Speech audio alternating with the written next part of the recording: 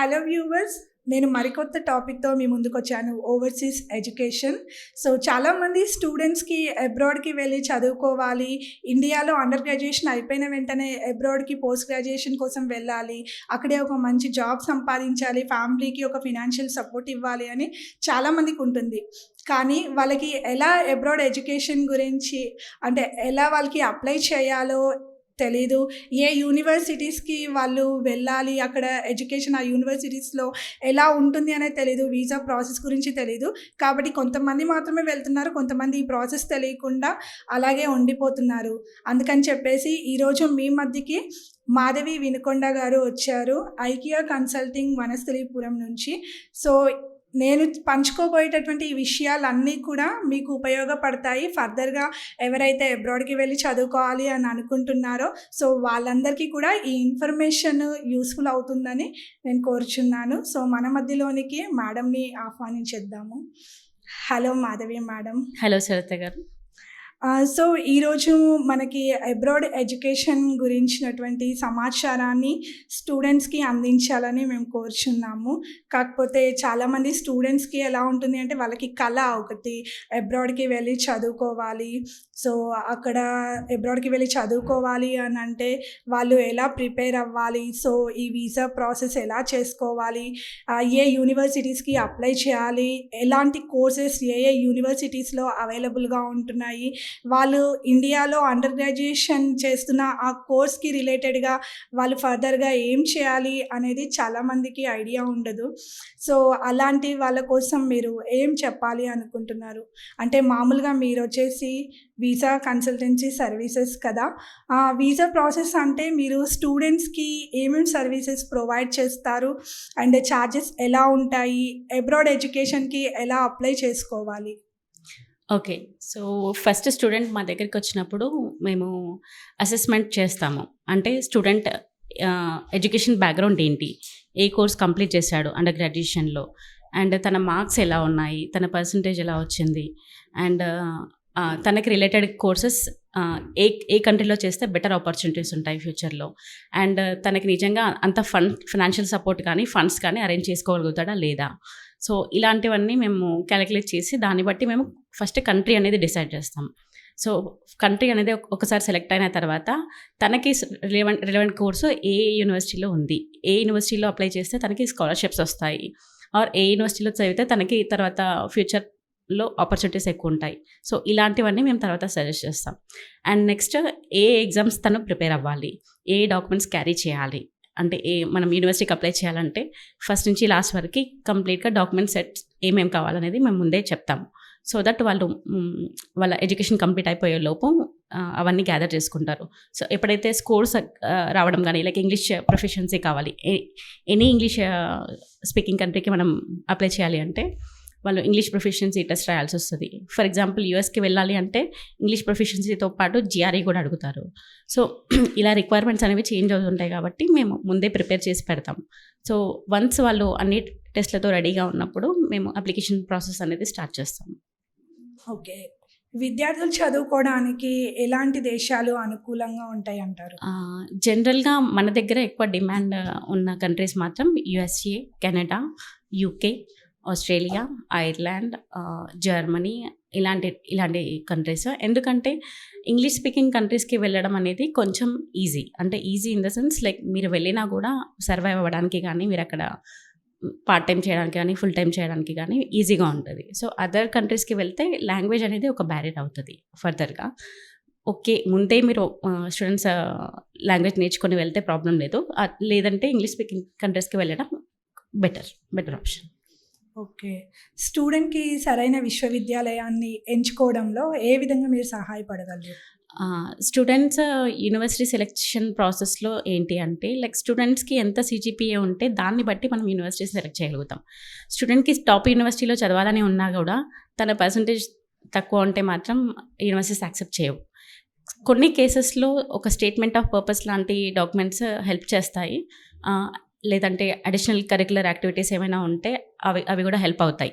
But ఓవరాల్గా మాత్రం స్టూడెంట్కి మంచి సిజిపిఏ ఉండాలి, అండర్ గ్రాడ్యుయేషన్లో అండ్ మంచి ఇంగ్లీష్ స్కోర్ రావాలి, ఐఎల్టీఎస్, పీటీఈ, టోఫెల్ లాంటి ఎగ్జామ్స్లో అండ్ జిఆర్ఈ కూడా కావాలి. సో ఇవన్నీ ఉంటే మనం బెస్ట్ యూనివర్సిటీస్ సజెస్ట్ చేయొచ్చు. బెస్ట్ యూనివర్సిటీస్ అంటే నాట్ ఓన్లీ టాప్ ర్యాంక్, మంచి ర్యాంకింగ్ యూనివర్సిటీస్తో పాటు స్టూడెంట్కి మంచి మెరిట్ ఉన్నందుకు స్కాలర్షిప్ కూడా ఇస్తారు. సో అలాంటి యూనివర్సిటీస్ మేము సజెస్ట్ చేస్తాం. మంచి ర్యాంకింగ్ అని అంటే ఎంత పర్సంటేజ్ ఉండాలి? అండ్ వాళ్ళకి ఏదైతే ఇప్పుడు స్కోర్ కార్డ్ మీరు అన్నట్టుగా ఐఎల్స్, జిఆర్ఈ, టోఫెల్ ఇవి ఉంటాయి కదా, వాటిల్లో ఎంత స్కోర్ ఉండాలి మినిమం? ఓకే, సో జనరల్గా ఏంటి అంటే వేరే కంట్రీస్లో 4కి 3 జీపీఏ ఉంటుంది. సో అది అచీవ్ చేయాలి అంటే మన దగ్గర పర్సంటేజ్లో 75 to 80% ఉండాలి బ్యాచిలర్స్లో. సో ఇది ఉంటే ఒక మార్క్ అన్నట్టు. ఇంగ్లీష్ ప్రొఫిషియన్సీ అంటే ఫర్ ఎగ్జాంపుల్ ఐఎల్టీఎస్ ఉంది, ఐఎల్టీఎస్లో 6.5 ఓవరాల్ బ్యాండ్ అచీవ్ చేయాలి. టోఫెల్ అయితే 90 to 100 అండ్ పీటీఈ అయితే 60 అబవ్. అలా ఒక్కొక్క ఎగ్జామ్కి ఒక్కొక్క బ్యాండ్ ఉంది. ఈ బ్యాండ్ అచీవ్ చేస్తే వాళ్ళు ఒక పర్టికులర్ మంచి యూనివర్సిటీకి అప్లై చేయడానికి ఎలిజిబుల్. ఓకే, సో వీసా కోసం ఎలా దరఖాస్తు చేయాలి స్టూడెంట్? వీసా ప్రాసెస్ అనేది ఒకసారి మనం యూనివర్సిటీ నుంచి మనకి కన్ఫర్మేషన్ వచ్చిన తర్వాత మనము ఏ కంట్రీకి అప్లై చేస్తే ఆ కంట్రీకి సంబంధించిన వెబ్సైట్ ఉంటుంది. సో దాంట్లో మనం అప్లై చేస్తాం. ఫర్ ఎగ్జాంపుల్ యూఎస్ ఉంది అనుకోండి, వాళ్ళ వెబ్సైట్లో మనం అప్లై చేసి మనం ఒక డేట్ బుక్ చేసుకుంటాము. యూఎస్కి వీసా ఇంటర్వ్యూ ఉంటుంది. సో ఆ ఇంటర్వ్యూకి స్టూడెంట్ని ప్రిపేర్ చేస్తాము. సో ఇంటర్వ్యూ డే రోజు స్టూడెంట్ ప్రాపర్గా ఎడ్యుకేషనల్ డాక్యుమెంట్స్, తన కాలేజ్కి ఫీజుకి సంబంధించిన ఫైనాన్షియల్ ప్రూఫ్, ఫండ్స్ ఇవన్నీ క్యారీ చేసి వీసా ఇంటర్వ్యూ అటెండ్ అవ్వాలి. ఓకే, స్టూడెంట్ విదేశాల్లో చదువుకోవడం వలన ఎలాంటి ప్రయోజనాలు ఉన్నాయి? క్వాలిటీ ఆఫ్ ఎడ్యుకేషన్ అనేది ఫస్ట్ స్టాండర్డ్. లైక్ స్టూడెంట్కి చూస్ చేసుకునే ఛాన్స్ ఉంటుంది. లైక్ ఒక హై స్టాండర్డ్ యూనివర్సిటీని సెలెక్ట్ చేసుకోవడానికి కానీ, లేకపోతే తను కావాలనుకున్న కోర్స్ మాడ్యూల్స్ ఉన్న యూనివర్సిటీని సెలెక్ట్ చేసుకోవడానికి స్టూడెంట్కి అవకాశం ఉంటుంది. సో ఇది ఒక మేజర్ రీజన్. అండ్ మామూలుగా వేరే కంట్రీస్లో చదువుకోవడం వల్ల ఏంటి అంటే స్టూడెంట్స్కి ఇంటర్న్షిప్స్ కానీ, లేకపోతే ప్రాజెక్ట్ వర్క్లో కానీ, లేకపోతే అసిస్టెంట్షిప్స్లో కానీ ఇలాంటి ప్రాక్టికల్ ఎక్స్పీరియన్స్ ఎక్స్పోజర్ చేయడానికి అవకాశం ఉంటుంది. అండ్ కొన్ని యూనివర్సిటీస్లో రీసెర్చ్ ఆపర్చునిటీస్ కూడా ఉంటాయి. సో వాటి వల్ల ఏంటి అంటే స్టూడెంట్కి ఒక థీసిస్ లాంటిది ఏమైనా ప్రిపేర్ చేస్తే యూనివర్సిటీ సపోర్ట్ చేస్తారు. సో మన దగ్గర ఎవరైనా రీసెర్చ్ చేయాలి అనుకుంటే మనం స్పెండ్ చేయాల్సి వస్తుంది కదా. సో ఆ స్పెండింగ్ అనేది యూనివర్సిటీ నుంచి కానీ గవర్నమెంట్ నుంచి కానీ సపోర్ట్ ఉంటుంది వేరే కంట్రీస్లో. అంటే కొన్ని పర్టికులర్ యూనివర్సిటీస్లో అలాంటి ఫెసిలిటీ ఉంటుంది. సో కంప్లీట్గా రీసెర్చ్ ఓరియంటెడ్ కానీ, లేకపోతే చదువుకోవాలి అనుకున్న స్టూడెంట్స్కి కానీ, కెరీర్లో బాగా సెట్ అవ్వాలనుకున్న స్టూడెంట్కి కానీ, స్కిల్ డెవలప్మెంట్ చేసుకోవాలనుకున్న స్టూడెంట్స్కి కానీ అబ్రాడ్ ఎడ్యుకేషన్ అనేది ఒక మంచి ఆప్షన్. ఓకే, సో విదేశాల్లో చదువుకోవడానికి ఎవరు సరైన వాళ్ళు అంటారు మీరు? ఎవరైతే ఎడ్యుకేషన్ క్వాలిఫికేషన్ స్టాండర్డ్గా మెయింటైన్ చేసి ఉంటారో అండ్ ఎవరికైతే ఫైనాన్షియల్గా సపోర్ట్ ఉందో ఇంటి నుంచి, ఆర్ ఎడ్యుకేషన్ లోన్ ప్రాపర్గా ప్రాసెస్ చేసుకొని వెళ్ళగలుగుతారో, అండ్ ఒక కంట్రీకి డిఫరెంట్ కంట్రీకి వెళ్తున్నప్పుడు ఎమోషనల్గా, మెంటల్గా, ఫిజికల్గా స్ట్రాంగ్గా ఉండగలుగుతారో వాళ్ళు రైట్ ఫిట్ అని నేను చెప్తాను. ఓకే, విదేశాల్లో చదవడానికి అవసరమైనటువంటి భాషా నైపుణ్యాలు ఏం చూస్తారు స్టూడెంట్ నుంచి? బేసిక్గా అయితే ఇంగ్లీష్ స్పీకింగ్ కంట్రీస్కి మనం అప్లై చేస్తాం కాబట్టి ఇంగ్లీష్ ఎగ్జామ్లో స్కోర్ తెచ్చుకొని క్లియర్ చేయాలి అది. సో అది మెయిన్ థింగ్.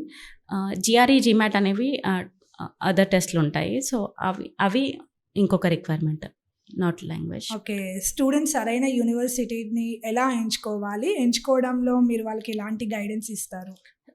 స్టూడెంట్ ఏ బ్యాక్గ్రౌండ్ నుంచి వచ్చాడో అన్న దాన్ని బట్టి, తను ఎంత సిజిపి అచీవ్ చేశాడో తన అండర్ గ్రాడ్యుయేషన్లో అన్నదాన్ని బట్టి, అండ్ ఇంగ్లీష్ స్కోర్ ఎంత ఉంది అన్నదాన్ని బట్టి మనం యూనివర్సిటీ సెలెక్ట్ చేస్తాం.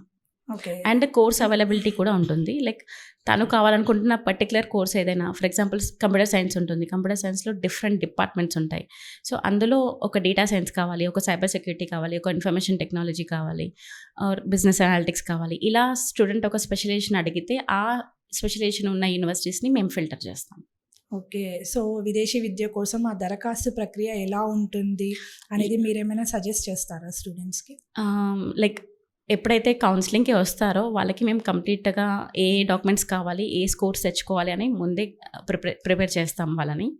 సో వాళ్ళు ఆ డాక్యుమెంట్స్ తీసుకొని వచ్చాక మేము వాళ్ళకి కంప్లీట్గా ఏ యూనివర్సిటీస్కి అప్లై చేయొచ్చు అనేది ఒక 5 to 10 యూనివర్సిటీస్ సజెస్ట్ చేస్తాము. సో దాని తర్వాత మేము బెటర్గా ఏవి ఉన్నాయి అనేది ఫైనల్ చేసి ఒక 5 యూనివర్సిటీస్కి మేము అప్లై చేస్తాము. అప్లికేషన్ ప్రాసెస్ అంటే జనరల్గా మనకి స్టూడెంట్ ఎడ్యుకేషన్ డాక్యుమెంట్స్, వాళ్ళ కాలేజ్ నుంచి లెటర్ ఆఫ్ రికమెండేషన్స్ కావాలి, అండ్ ఒక మంచి రెజ్యూమే అప్డేట్ చేసుకోవాలి, పాస్పోర్ట్ కాపీ కావాలి.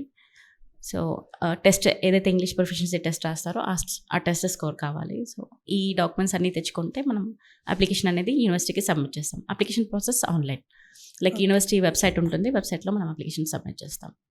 ఓకే. విదేశాల్లో అంటే ఒక మంచి విశ్వవిద్యాలయంలో ప్రవేశం పొందడానికి విద్యార్థి ఎలా అవకాశాలను పెంచుకోవాలి? అంటే ఓకే. ఏ విధంగా కమ్యూనికేషన్ స్కిల్స్‌ని అలాంటివి డెవలప్ చేసుకోవాలి? ఓకే. అడ్మిషన్ రావాలి అంటే మాత్రం అకాడమిక్స్ మంచిగా ఉండాలి. లైక్ మంచి CGPA ఇక్కడ స్కోర్ చేసి ఉండాలి ఆల్రెడీ. అండ్ వాటితో పాటు GRE, GMAT టెస్ట్లలో మంచి స్కోర్ వచ్చి ఉండాలి. And at the same time like English proficiency అనేది ఏదైతే బ్యాండ్ ఉందో ఆ బ్యాండ్ అచీవ్ చేస్తే ఎనీ టాప్ యూనివర్సిటీస్లో అడ్మిషన్ తెచ్చుకోవచ్చు. సో విదేశీ విద్యకి ఆర్థిక సహాయం పొందడం ఎలా ఒక స్టూడెంట్? ఓకే. స్టూడెంట్‌ని గైడ్ చేసేటప్పుడే మనము ఏ యూనివర్సిటీ అనేది ఎక్కువ స్కాలర్‌షిప్ ఇస్తుంది, స్టూడెంట్ ఏ యూనివర్సిటీలో అప్లై చేస్తే తను స్కాలర్‌షిప్‌కి ఎలిజిబుల్ అన్నదాన్ని మనం ఫస్ట్ కన్సిడర్ చేస్తాము. సో మినిమం ఒక 10% నుంచి మ్యాక్సిమం ఒక 50-60% వరకు కూడా స్కాలర్‌షిప్ ఇచ్చే యూనివర్సిటీస్ ఉన్నాయి. సో మనం మ్యాక్సిమం అదే యూనివర్సిటీస్‌కి అప్లై చేస్తాము. సో దానివల్ల మనకి ట్యూషన్ ఫీ అనేది చాలా వరకు తగ్గుతుంది. సో ఇది కాకుండా ఎడ్యుకేషన్ లోన్స్‌కి మనము అప్లై చేస్తాము. సో బ్యాంక్ లోన్ అనేది ఇప్పించడానికి ట్రై చేస్తాము. ఓకే. సో విదేశాల్లో చదువుకోవడానికి వెళ్ళే ముందు విద్యార్థులు చేయవలసిన పనులేమైనా ఉన్నాయా?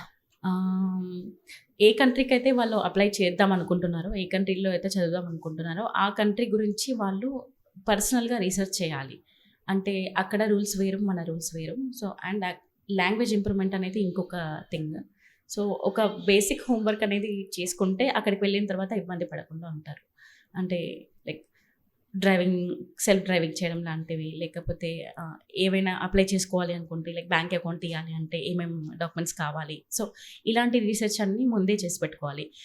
ఒకసారి యూనివర్సిటీలో అడ్మిషన్ తీసుకున్న తర్వాత ఇంటర్న్‌షిప్స్ లాంటివి, అసిస్టెంట్‌షిప్ లాంటివి ఉంటాయి. సో ఇవన్నీ ఎలా అప్లై చేసుకోవాలి, ప్లేస్మెంట్స్ లాంటివి రావాలి అంటే ఎవరెవరితో కాంటాక్ట్‌లో ఉండాలి, లైక్ ఎలా నెట్వర్క్ బిల్డ్ చేసుకోవాలి. ఇప్పుడు స్టే చేయడానికి అకామిడేషన్ వెతుక్కోవడానికి కూడా కొన్ని వెబ్సైట్స్ ఉంటాయి, అవి ఎలా చేయాలి. పార్ట్ టైం అంటే లైక్ ఇన్ క్యాంపస్లో ఒక 20 hours per week వర్క్ చేసుకోవచ్చు. అది వర్క్ చేయాలి అంటే కూడా వాటికి వెబ్సైట్స్ ఉంటాయి. సో ఎలా వెబ్సైట్స్లో అప్లై చేయాలి. సో ఇలాంటివన్నీ ముందు ఒక గ్రౌండ్ వర్క్ అయితే చేయాలి స్టూడెంట్స్. ఓకే. మన ఇండియాతో కంపేర్ చేస్తే మనకి అబ్రాడ్‌లో లివింగ్ ఎక్స్‌పెన్సెస్ చాలా కాస్ట్‌లీ కదా! సో అది ముందుగానే స్టూడెంట్‌కి మీరేమైనా గైడ్ చేస్తారా? ఏ కంట్రీలో అయినా కూడా ఎక్స్‌పెన్సెస్ ఒక మంత్‌కి ఒక 1 lakh వరకు అవ్వచ్చు అప్రాక్సిమేట్‌గా. సో ఇయర్లీ ఒక 10 to 12 lakhs అవ్వచ్చు. సో ఇది స్టూడెంట్ ముందే ప్రిపేర్ అవ్వాలి. అంటే వెళ్ళిన తర్వాత పార్ట్ టైం ద్వారా మనం ఇది కవర్ చేయొచ్చు అని అనుకోకుండా ముందే ఎడ్యుకేషన్ లోన్ అప్లై చేసినప్పుడే ట్యూషన్ ఫీతో పాటు లివింగ్ ఎక్స్పెన్సెస్తో కూడా ఎడ్యుకేషన్ లోన్ ఇస్తారు జనరల్గా. సో వాటికి అప్లై చేసుకోవడం వల్ల ఏంటి అంటే సో స్టూడెంట్ సేఫ్ సైడ్లో ఉంటారు, లైక్ పార్ట్ టైం మీద డిపెండ్ అవ్వాల్సిన అవసరం ఉండదు. సో ఒకసారి ఆ డిపెండెన్సీ లేకపోతే స్టూడెంట్ ఎడ్యుకేషన్ మీద ఫోకస్ చేయొచ్చు. ఓకే. విదేశాల్లో మీరు ఇందాక అన్నారు కదా! సో వాళ్ళు అంటే అబ్రాడ్‌లో వాళ్ళు ఎక్కడ ఉండాలి, వాళ్ళకి అకామిడేషన్ అదంతా కూడా వెబ్సైట్‌లోనే వాళ్ళు సెర్చ్ చేయాలి అని. సో వాళ్ళు డెఫినెట్‌గా వెబ్సైట్‌లోనే సెర్చ్ చేయాలా? లేదంటే మీరేమైనా వాళ్ళకి గైడెన్స్ ఇస్తారా? మేము కూడా గైడెన్స్ ఇస్తాము. బట్ మేమైతే ముందు స్టూడెంట్స్‌కి మీరు ఏ కంట్రీ చూజ్ చేసుకుందాం అనుకుంటున్నారు, ఏ కోర్స్ చదువుదాం అనుకుంటున్నారు, లైక్ ఇలాంటివి ఒకసారి హోంవర్క్ చేసుకుని రమ్మంటాము. మా దగ్గరకు వచ్చిన తర్వాత అగైన్ మేము మా పర్సనల్ గైడెన్స్ కూడా మేము ఇస్తాము. అలాంటి వెబ్సైట్స్ లాంటివి కూడా మేము రిఫర్ చేస్తాము. ఓకే. విదేశాల్లో చదవడం ద్వారా ఎక్కువ ప్రయోజనం పొందేటటువంటి ఇండస్ట్రీస్ ఏమున్నాయి? IT industry is the main industry. Like వేరే ఏ కంట్రీస్లో అయినా సరే ఐటీ వాళ్ళకి ఎక్కువ డిమాండ్ ఉంటుంది. మిగతా అన్ని ఫీల్డ్స్లో కూడా వాళ్ళకి వాళ్ళ ఓన్ కంట్రీలో ఉన్న అంటే వాళ్ళ ఓన్ కంట్రీ స్టూడెంట్స్ని ఎక్కువ ప్రిఫర్ చేస్తారు కదా. సో ఐటీ అనేది ఒక స్పెసిఫిక్ ఫీల్డ్ మన ఇండియన్స్ని ఎక్కువ చూస్ చేసుకోవడానికి. సో కంప్యూటర్ సైన్స్ డిపార్ట్మెంట్ కానీ, ఐటీ డిపార్ట్మెంట్ కానీ, లైక్ విఎల్ఎస్ఐ లాంటి కొంచెం అప్‌గ్రేడెడ్ కోర్సెస్ ఏవైతే ఉన్నాయో, ఇలాంటి వాటికి ఇండియన్ స్టూడెంట్స్‌ని ఎక్కువ ప్రిఫర్ చేస్తారు. ఓకే. సో, ఇన్ని విషయాలు మీరు మాతో పంచుకున్నారు కదా! సో, మీ వైపు నుంచి స్టూడెంట్స్‌కి ఏమైనా సూచనలు, సలహాలు ఈ ఓవర్‌సీస్ ఎడ్యుకేషన్‌లో ఇవ్వాలని అనుకుంటున్నారా? స్టూడెంట్స్ వెళ్ళే ముందే కంప్లీట్‌గా ఒక అవేర్‌నెస్‌తో ఉండాలి. వెళ్ళడానికి, అప్లై చేయడానికి ఏ కంట్రీ వాళ్ళకి సూట్ అవుతుంది అండ్ దానికి కావాల్సిన మెటీరియల్ ఏంటి ఆర్ ఎగ్జామ్స్ ఏంటి అనేది, డాక్యుమెంట్స్ ఏంటి అనేది ముందే ఒక రీసెర్చ్ చేసుకొని పెట్టుకోవాలి. అండ్ మెంటల్లీ ప్రిపేర్డ్‌గా ఉండాలి. వెళ్ళి ఒక డిఫరెంట్ కంట్రీలో ఉండడం అనేది ఒక టాస్కే నిజంగా. అంటే ఒక పెద్ద ఇది. సో, దానికి ఒక స్టూడెంట్ ముందే ఒక హోంవర్క్ చేసుకొని ఉండాలి. ఓకే. ఇప్పుడు స్టూడెంట్ వీసా ప్రాసెస్ చేయాలి అనంటే ఎలాంటి డాక్యుమెంటేషన్ తీసుకుంటారు మీరు స్టూడెంట్ దగ్గర నుంచి? హ్మ్. ఎనీ వీసా ప్రాసెస్‌కి ఎడ్యుకేషనల్ డాక్యుమెంట్స్‌తో పాటు ఫైనాన్షియల్ ప్రూఫ్ కావాల్సొస్తుంది. సో, వాళ్ళు ఇంట్లో పేరెంట్స్ నుంచి కానీ, లేకపోతే సెల్ఫ్‌గా ఫండ్ చేసుకునే సేవింగ్స్ కానీ ఏదైతే ఉందో వాటికి సంబంధించిన ప్రూఫ్ డాక్యుమెంట్స్ తీసుకుంటాము. అండ్ వాటితో పాటు ఎడ్యుకేషన్ లోన్ అప్రూవల్ లెటర్స్ ఇలాంటివి తీసుకుంటాము. అబ్రాడ్ ఎడ్యుకేషన్‌కి ఒక స్టూడెంట్ వీసా ప్రాసెస్ చేసుకోవాలి అంటే దానికి సంబంధించిన ఖర్చులు ఎలా ఉంటాయి స్టూడెంట్‌కి? సో, ఫర్ ఎగ్జాంపుల్ ఇప్పుడు యూఎస్‌కి అప్లై చేసుకుంటున్నాం అనుకోండి. యూఎస్‌లో ఒక 4, 5 యూనివర్సిటీస్‌కి అప్లై చేస్తే అప్లికేషన్ ఫీ ఉంటుంది. అప్లికేషన్ ఫీ అయిపోయిన తర్వాత మనకి ఆఫర్ వస్తుంది. ఆఫర్ వచ్చిన తర్వాత I-20 అని ఉంటుంది. I-20కి అప్లై చేసుకోవాలి అంటే కొన్ని యూనివర్సిటీస్ ఛార్జ్ చేస్తాయి డిపాజిట్స్ లాంటివి. సో, ఆ డిపాజిట్ పే చేయాలి. అది ఒక $500 నుంచి $4,000 వరకు ఉంటుంది. ఈ పేమెంట్ తర్వాత మనము I-20 వస్తుంది మనకి. I-20 వచ్చిన తర్వాత మనం వీసా ఫీ పేమెంట్ చేస్తాం. వీసా ఫీ అనేది $185 ఉంటుంది. వీసా ఫీ పేమెంట్ తర్వాత సర్వీస్ ఫీ ఉంటుంది. సర్వీస్ ఫీ $350 ఉంటుంది. ఇవి చేసిన తర్వాత మనము స్లాట్ అనేది బుక్ చేస్తాము స్టూడెంట్‌కి. ఒక బయోమెట్రిక్ స్లాట్ అండ్ ఒక ఇంటర్వ్యూ స్లాట్. ఈ 2 స్లాట్స్ బుక్ చేసిన తర్వాత స్టూడెంట్ వీసా ఇంటర్వ్యూ అటెండ్ అవుతాడు. సో, ఈ వీసా ప్రాసెస్ అంతా కూడా చేయడానికి స్టూడెంట్‌కి ఎంత టైం పడుతుంది? అప్రాక్సిమేట్లీ ఎనీ కంట్రీకి అప్లై చేయాలన్నా కూడా మినిమమ్ 3 మంత్స్ నుంచి 6 మంత్స్ వరకు టైం పడుతుంది. సో, అప్లికేషన్ ప్రాసెస్‌కి ఒక 1, 2 మంత్స్ అండ్ వీసా ప్రాసెస్‌కి ఒక 1, 2 మంత్స్. సో, ఓవరాల్‌గా ఒక 6 మంత్స్ వరకు పట్టొచ్చు. అండ్ స్లాట్ అవైలబిలిటీ అనేది కూడా ఒక కన్సర్నే. మనం ఈరోజు స్లాట్ బుక్ చేద్దాము అనుకుంటే అది ఒక 2 మంత్స్ తర్వాత దొరకొచ్చు, 3 మంత్స్ తర్వాత దొరకొచ్చు. సో, దాన్ని బట్టి మనం సెప్టెంబర్‌లో వెళ్ళాలి అనుకుంటే ఇప్పుడే ప్రాసెస్ స్టార్ట్ చేసుకుంటే సెప్టెంబర్‌లో వెళ్ళగలుగుతారు. లేదు డిలే అవుతే ఆ సెప్టెంబర్ కాకుండా నెక్స్ట్ ఇంటేక్ జనవరికి వెళ్ళాల్సొస్తది. థ్యాంక్ యూ మాధవి గారు. ఇంత టైం మీరు మాతో స్పెండ్ చేసినందుకు, స్టూడెంట్స్‌కి కావాల్సినటువంటి ఒక మంచి ఇన్ఫర్మేషన్‌ని మీరు మాకు అందించినందుకు మీకు చాలా చాలా థ్యాంక్స్. Thank you.